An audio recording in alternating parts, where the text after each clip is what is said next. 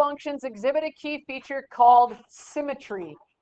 A figure has line symmetry if each half of the figure matches the other side exactly. You guys have done art projects with symmetry. You take a piece of paper and you fold it in half. You paint a butterfly on one side and then you fold it and you open it up and that butterfly transferred to the other side. Remember that? You like smashed the paint. Okay? So line symmetry means that there is a vertical line that I can draw. Has to be vertical. Has to be vertical. Has to be vertical. That if I folded my paper, the left side of the graph would fold directly on top of the right side. So one that they talk about is if it's right on the y-axis, like it is in that first picture, it's hard to see there. If I folded that right on the y-axis, I would have line symmetry. Versus sometimes it occurs not on the y-axis, but still vertical line. In this case, at x equals -1. Stop sorting that right now. You're going to want to pay attention. Okay? Determine whether each function has line symmetry and explain. On the left, there is no line that can be drawn to make the right half a mirror image of the left half. So the function does not display any line symmetry. There is no vertical line. If you take your paper, and I'm not kidding, physically fold your paper, it's okay. If you're folding your paper and they don't match up, there is no line symmetry. Question? Does it have to be a vertical line? Yes, has to be vertical. Let's go to the right. This function is symmetric in the line. At what x value could I draw a vertical line that would make this graph fold? -2. Right here, x equals -2. I started you with x equals, but you have to write that. Try the bottom two on your own. Fill in those bottom two.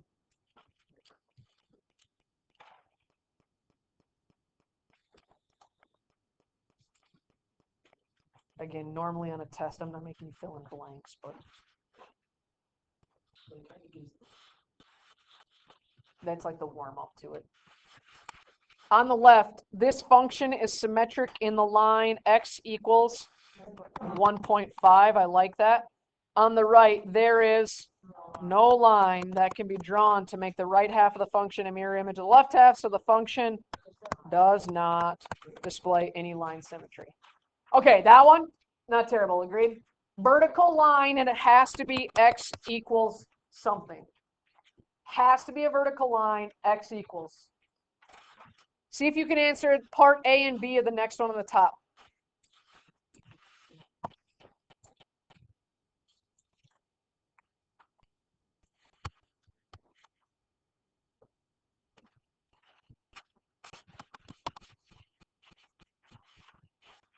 Does the function possess line symmetry?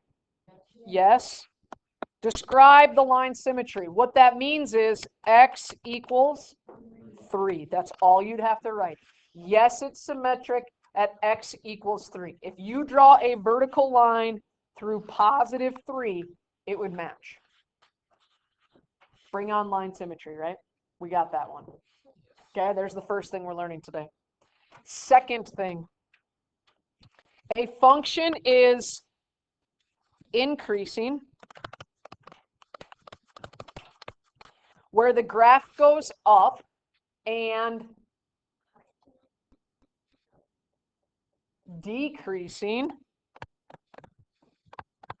when the graph goes down. When viewed from, just like you read a book, you read a graph from the left to right. And I was impressed with that, Thatcher, when you were talking about positive and negative. You automatically start on that left side, and that's fantastic. You always read a graph from the left to the right. Points that are the locations of relatively high or low function values are called extremas.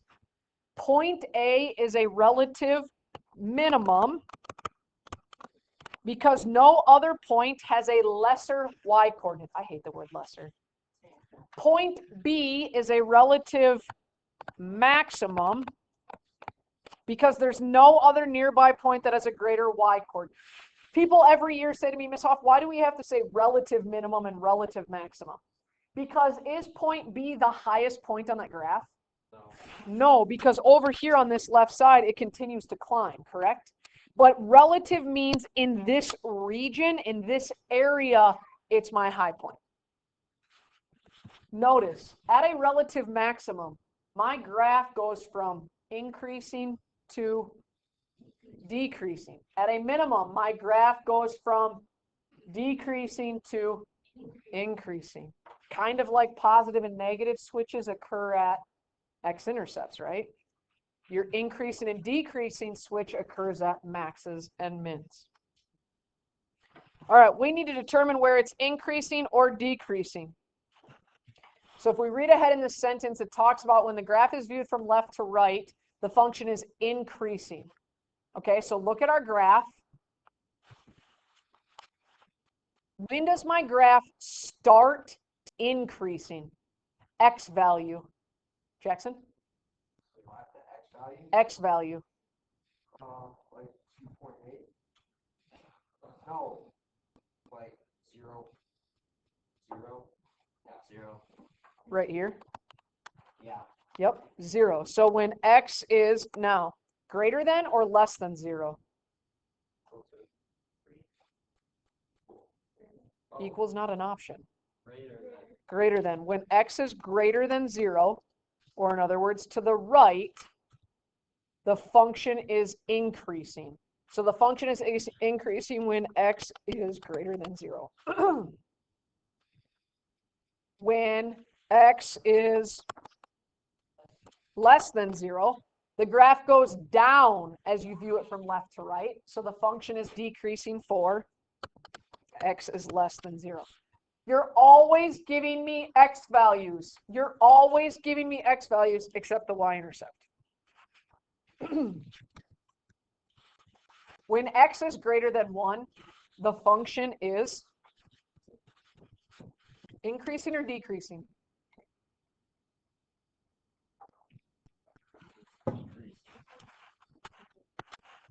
One occurs here, right?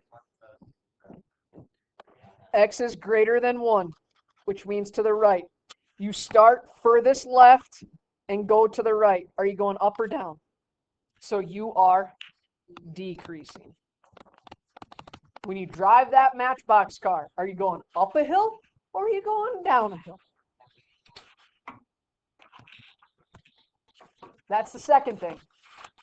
Increasing, decreasing, and our extrema. Okay, identify the extrema. Identify points as a relative max or minimum. Point blank and point blank are relatively high or low function values. Point B and point C are relatively high or low function values. They are extremas. Why not A and B? Couldn't you use A and B to be the same? Are those high or low points? Meaning that that point is the highest point in that area or is the lowest point in that area? No. Relative minimum. No other points nearby point C have a lesser y-coordinate. C is a relative minimum. Guys, your extrema are your relative max and mins. Extrema could be either one, and then we label them specifically max and mins. So your maximum, no other point nearby point B has a greater y-coordinate. So point B is a relative maximum. New graph, Thatcher.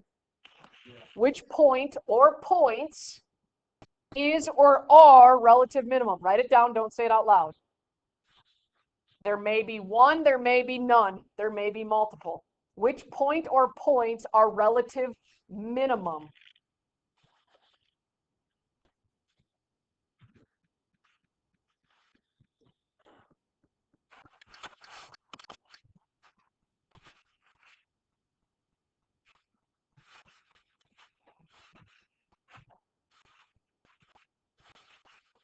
Anna, what you got? You said B and D. You have two? Yeah. How can you have two relative minimums? Because it said which points. Okay.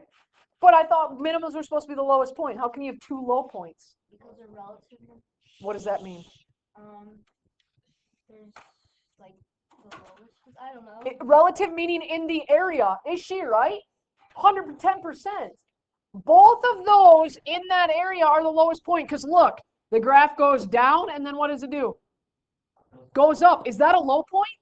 Yes. Is it the lowest point on the graph? No. But in that area, yes. Then it goes back down to D and back up. What is your relative maximum? C. Your relative maximum would be C. Mins, max. Highs, lows. And relative means it's not the highest or the lowest on the graph, but in that region.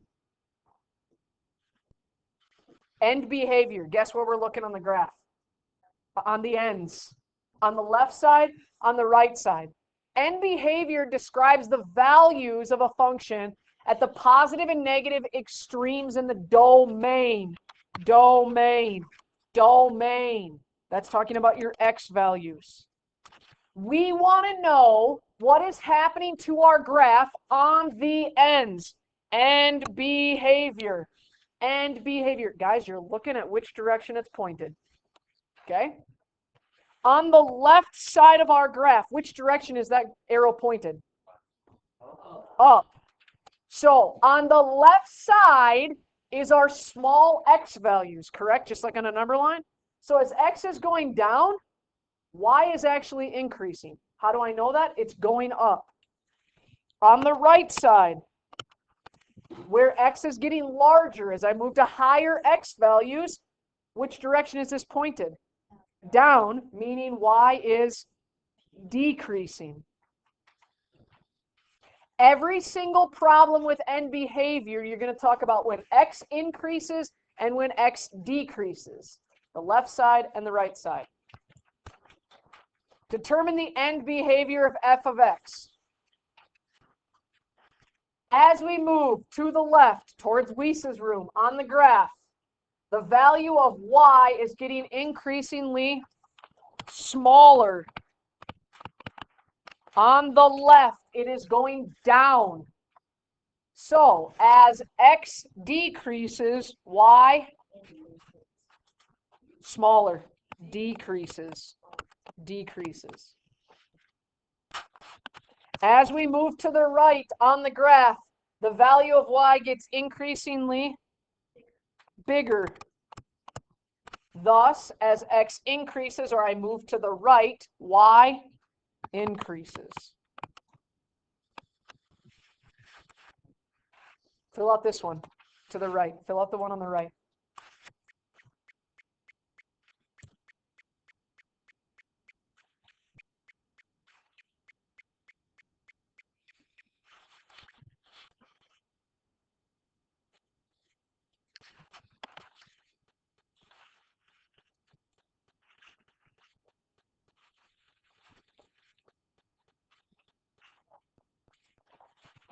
As I move to the left on the graph, the value of y gets increasingly smaller. Thus, as x decreases, y decreases. As you move to the right on the graph, the value of y gets increasingly bigger. Thus, as x increases, y increases. Now, are they always going to be opposites? Does one side of your graph always have to increase while the other side decreases? No. Look down here. Now they're taking away more of it. This is what you're going to write.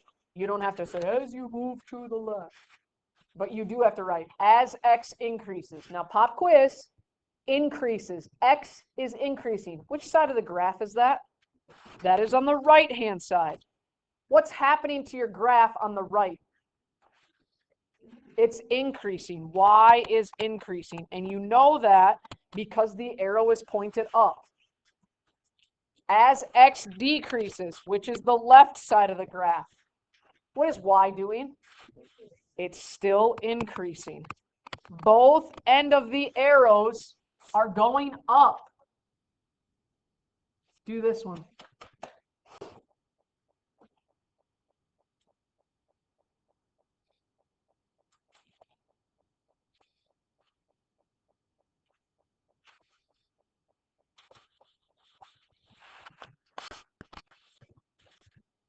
As x increases, y increases. As x decreases, y increases. Now remember, I told you this week we haven't calculated a single thing, agreed? And there's nothing that a calculator can tell you on this. But you have to know vocabulary.